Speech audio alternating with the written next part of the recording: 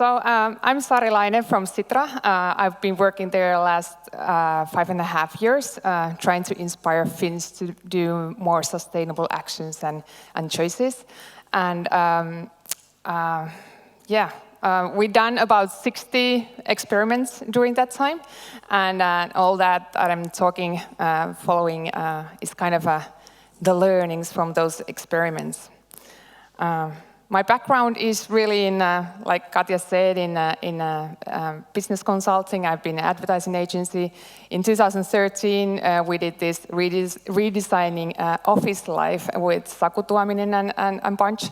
And from that on, I kind of have focused on human behavior.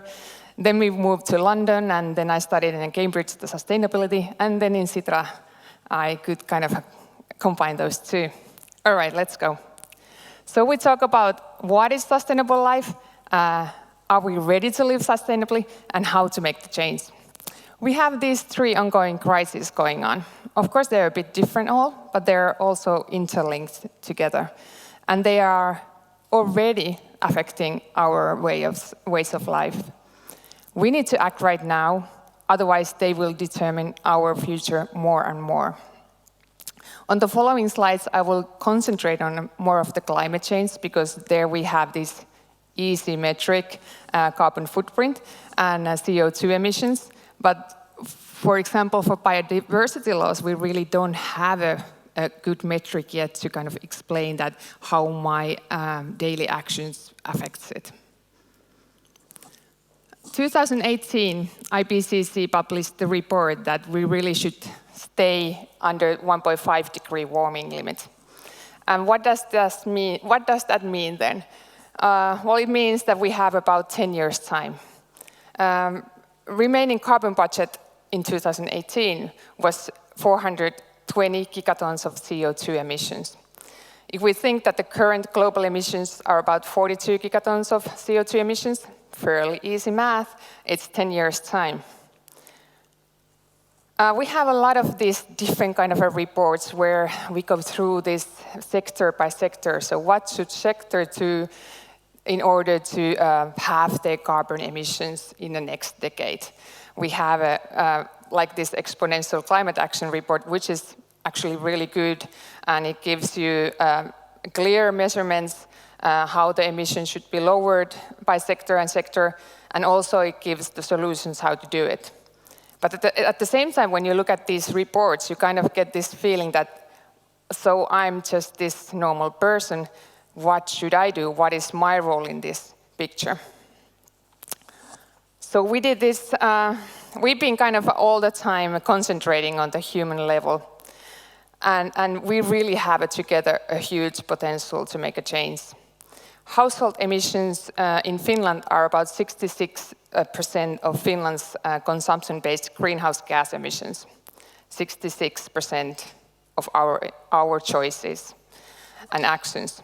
And if everyone in Finland would lower their emissions by 20, which is fairly easy, it would be already 70% of a Paris Agreement climate targets for Finland. So we have a huge potential in our actions. So, let's see where I'm now. We did with Aalto University and IGES, International Global Strategies, a project. What does the 1.5 lifestyle mean for an individual then?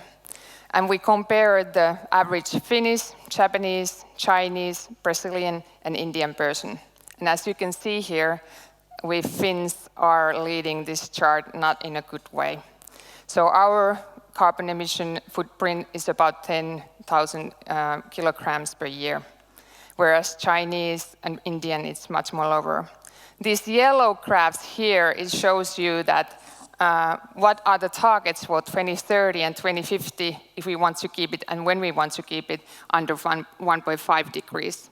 So 2030, we should have already 2,500 CO2 emissions, and 2050, it's really low, it's 700 anymore.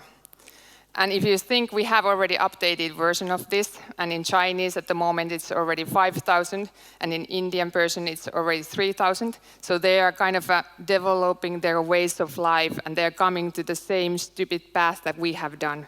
So we need to really lower our emissions, that we show that this is doable. The good life is good, and it's doable with the lower emissions. So the developing countries can really jump into that. So, clearly, the target here, drastic changes. So where the carbon footprint comes from just a normal person? Well, it's a living, transportation, food, and other consumption.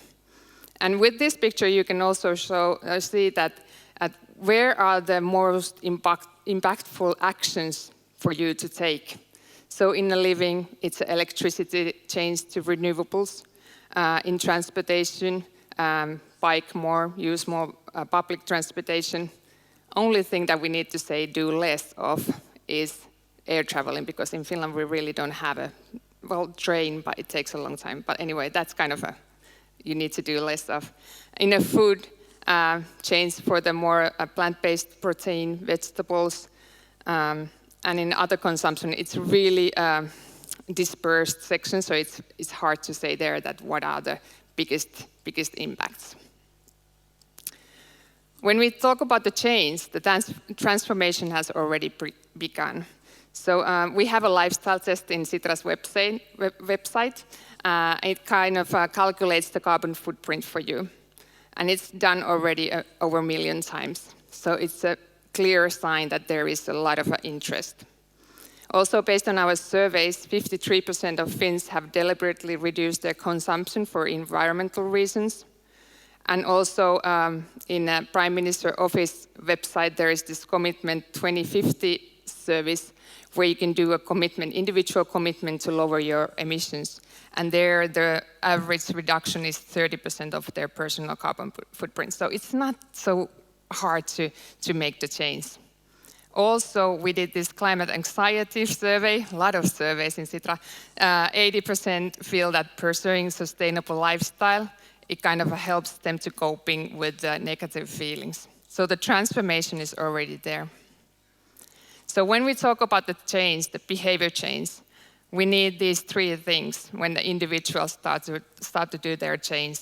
Capability to do the change, motivation to do the change, and opportunity to do the change.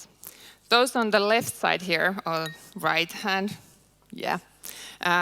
This is tools from our SIFT report. Sorry.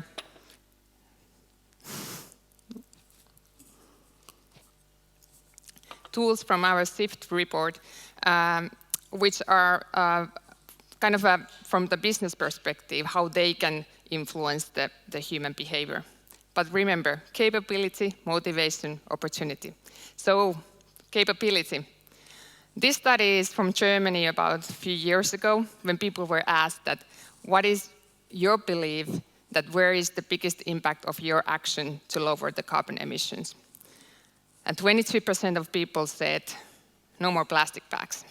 I don't know if it's this because there's been this plastic discussion in Central Europe especially, but like you see, it's highly overestimated.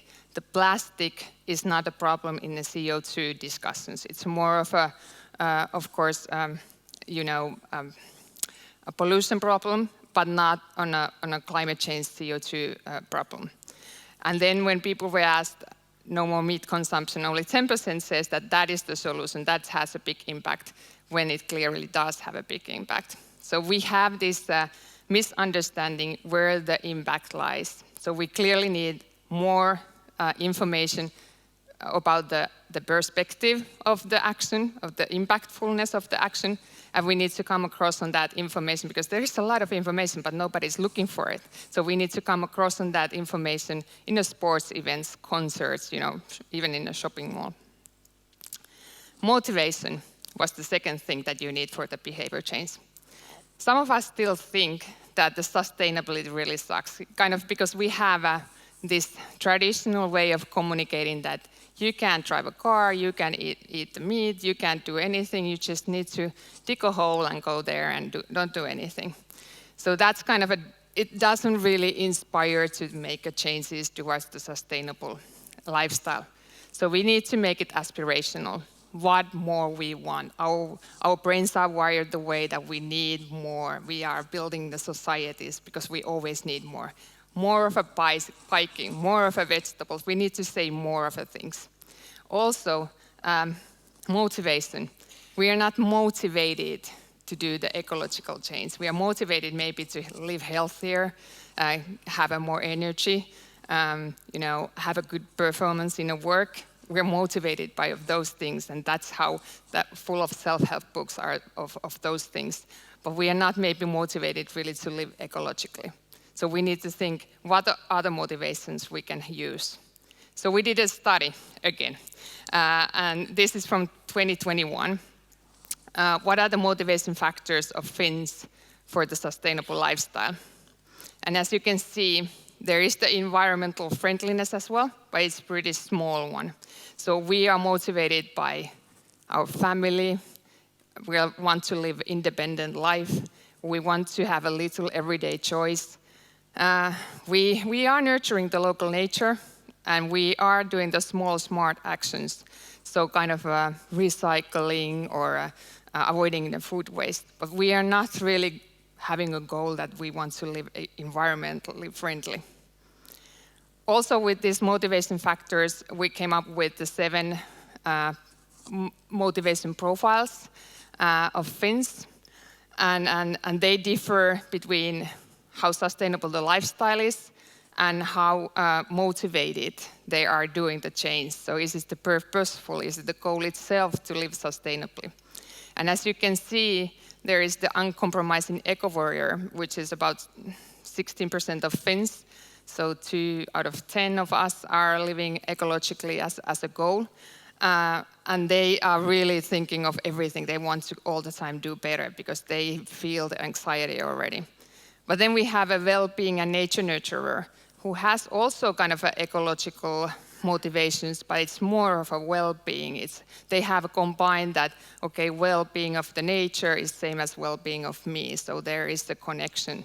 Or the thrifty planner who is living really sustainably isn't doing it because of the sustainability or green values at all. It's more of a just kind of a minimalist, hacking the day, kind of saving the money really. It gives them the sense of feeling of safety. That's their motivation. But we need to kind of move all these profiles, of course, to the sustainable lifestyle this way. And really, we need to think, we don't need to say that you need to do it because of green values. We need to think what motivates this profile. So headstrong traditionalist here, who's kind of really not doing anything of green values, no, kind of, I'm not, that's kind of a really eco-hippie thing. But if you talk to them that, but isn't it just really stupid to waste resources? Then they are like, that is stupid. You're indeed, that is right. And that might change their lifestyle to more sustainably. So we really need to think of the messaging that we use. Uncompromising eco-warrior, well-being nature nurturer, they're really green, they're kind of open for green messaging. Whereas headstrong traditionalist or thrifty planner, no, nothing like that. But with the green eco-warrior, you really need to be careful as well because they spot the greenwashing right away because they know so much. All right, the change. So now we have gone through the capability, motivation, we have the opportunity. So let's put the people in the center when we make the change. Here, reminder. Another study where we have 4 profiles. This is the Henrik, a kind of a person who really is interested in technology, believes that technology will save us of everything. Henrik makes here the pathway to 1.5 lifestyle, so 2030, 2,500 CO2 emissions. He starts from somewhere 11,000, I remember. So there are the actions, there's a lot more actions, they just didn't fit in this picture, but there are the actions that he will choose to make during these years. There can be other motivations. Maybe somebody says that this is a cool thing, there is maybe good technological new innovation he wants to try out. But the opportunity needs to be there. So the opportunity is that we need solutions from the companies, we need the right political decisions from the decision makers. Otherwise, for us, it's sometimes really hard to make the change. So we need the capability, motivation, and opportunity. Well, from the business point of view, when you think of their messaging at the moment, there are a lot of these big commitments that they are stepping into. There are most sustainable corporations in the world, Global 100. There are these, standardizations, all these things, grand things, carbon neutrality achievements. But if you think it from the individual point of view, what does this mean for me? Where do I step in this picture? So how the businesses could somehow engage the customers and consumers better to their sustainability journey. Banana principle. This might be a really common sense, and it is common sense, but I like it because this is what we need really when we're making the change. This is the kind of the ground rule. If you are in the office and there is the fruit bowl and it's fulfilled every morning, not in Sitra, we don't have a fruit bowl, but if you have the fruit bowl and you come a bit late maybe to the office and you see that, well, all the bananas have gone already, there's only oranges. Well, why the bananas go first? That's because it's really easy, the UX, the kind of user interface. It's easy to peel, it's easy to eat. It's really not messy at all if you compare it to the orange. So all the behavior, the good behavior that we need to make them bananas. And the bad behavior that we want to get rid of, they need to be oranges. So less friction to the good behavior and more friction to the bad behavior. That's the banana principle. During these 5.5 years, we have done, like I said, 60 experiments, and this is the kind of learning, in the one picture that we have learned during those years. So many of those I went through already, human-centered, positive framing, from peer to peer, other motivated to act. We need to explore a mindset. These things develop all the time. So how to kind of make people to learn more all the time. Right science put into action. So those measurements, those perspective for impactful actions. Then you need to understand the 1.5 lifestyle context, equip you with the human insight, where you are making the change, do the action, and of course, do it with the good storytelling. This way we can build sustainable good life, because sustainable life is a better life. Consumption doesn't really end, it changes, it has to change. We move from owning towards using, sharing, renting, or maybe easily owning and selling easily away, other way of renting or sharing. We need to use the other motivations to get people interested. The change must be offered better options for our daily life, and it needs to have a personalized solutions and good customer experience. Thank you. This was my part. I did it on time.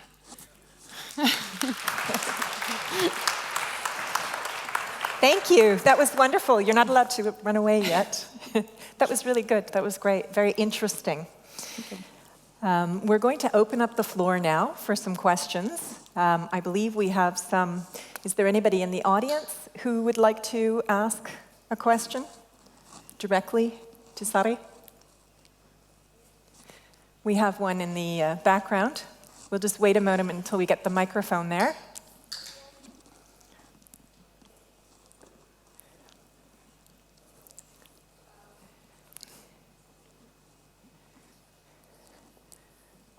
We're just having a little mic issue, but it'll be sorted out, no worries. I love how you had such practical advice and easy examples for people who are feeling a little bit, what should I do and what is bad and what is good, and that there's all these different groups. It's not black and white and you're either this or that. Yeah. But also the sustainable lifestyle is different for all of us, because it depends what is kind of your way of living right now already. And that's why we always say that test first for yourself. Kind of if you fly a lot, maybe that's your problem area. Exactly, Yeah. exactly. And we have a question in the back. Okay, so first of all, thank you very much for a great presentation. I feel like very often when we're talking about sustainability, it's a lot about very practical data, or as we see these different graphs and visualizations of data of how we should behave. I'm personally quite interested in the sort of stories that we will need in order, to create changes in our values. And I feel like, for example, the climate crisis is a topic that is very often presented in this disaster framing that makes us afraid to move towards the future. And instead of this disaster, we would need stories that give us hope and make us want to move towards the future. So do you have any idea of what kind of stories, more based on values than data, we would need in order to create this change? Yeah, we have an experiment out of that as well. So we have done a kind of a future stories, a positive stories about just the normal people life, how they would go about in their everyday life, but in a sustainable world. I think that there are good trainings and practices, but the problem is that how do we get this story to the to the big audience, and how do we kind of make it accessible for everyone to read, because the media is now all the time telling these crises and these dystopian stories. So how do we change the way to do it, positive way? There we have a problem still, but I'm eager to find, if you have a solution, let's have a talk more. Thank you very much. Thank you. And I'm just going to, we have another question, another live audience question. This is great. It's not just in the Wonderful. chat. Yeah. So we're just going to wait for the microphone.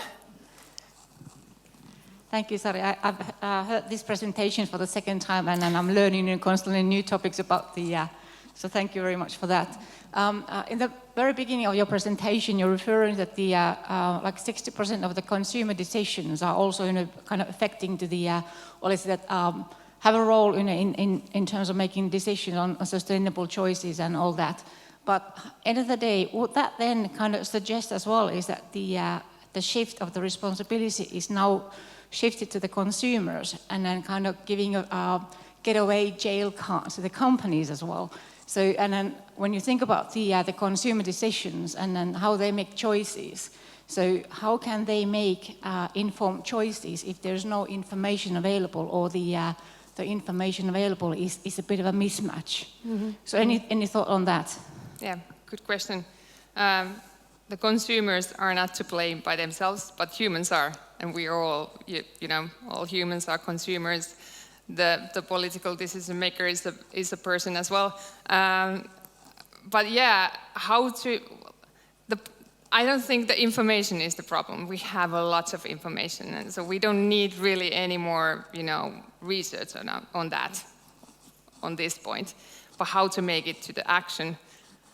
I don't know. It's always frustrating if there's a new IPCC report comes out, and then Helsinki Sanomat goes to the streets and they ask from the people, so what you do? What would you do to change your lifestyle? And people say, well, I really don't know. I don't have any information. And it's like, there is so much information. But how to make it really through all these other media and info, where we are all the time. We have tried, but yeah, it's lots to do still. Yeah, a lot of work to be done. Yeah. And I think we still have time for one more question, which we've actually got from our online audience. Thank you. I'm looking at the online audience. So here we go. This is actually quite particular. Oh, yeah, all but right. good. Okay. Dairy products are the most organic ones on Earth. Why should we stop consuming? Look from evolution perspective, ... Ah. This is a very good question. Yeah, Yes. yeah, and then it always comes up as well. Well, the dairy products, really, the problem is on how we use the land. So 70% of our land usage is kind of the land that we are harvesting. The 70% of that goes for the feed to animals, and we need to get rid of that because that's not resource-wise. So that is the short answer for that. Yes. But yeah, I know this is always the question. Yeah. Very tricky. And do we have time for one more? Do we have a quick question from the audience? If not, I would love to ask a question, if that's okay. I'm going to try to ask you something short. I realize some of my questions are longer. I would want to ask you, in your work with the Sustainable Everyday Life team, what is the one most surprising sustainability innovation that you've recently come across? Oh my God. Was that too specific? That is too specific. Okay. Or the most surprising? Most surprising. Yeah. It came too quick and too suddenly. Okay. I'm always surprised of kind of the positive framing thing, that people are always kind of finding all the motivations, that it kind of brings another level on this discussion. That we did an experiment in Soini, a little town in central Finland, where we didn't do it, but we funded it, where 4-H organization kind of made this plastic collection system. Mm-hmm. So they made it the way to, as we have the bottle deposit system, so they made it with the plastic. So they actually went to the K-Market and put the stickers there, and if you bought the yogurt, there was a sticker that when you deposit this back, you get this money back. So that was an experiment. And so the motivation here is the money, as we have. And it kind of makes people to change the perspective. Even the people that are not interested in the carbon neutrality or the green values, they suddenly are interested to do sustainable action when the motivation is right. So the motivation is always, I think, the key and surprising factor. That excellent answer, and I think that's one thing that people often forget. For example, why Finland has such a successful bottle return recycling system is, yes, some people are very green and thoughtful, but you get your money back and you get rid of all your empties, and that's a really big motivation. Yeah. Thank you very much, Sari. Thank you. Very inspiring talk. Thank you. Take care, and we'll be seeing you in a little bit again. Thank you.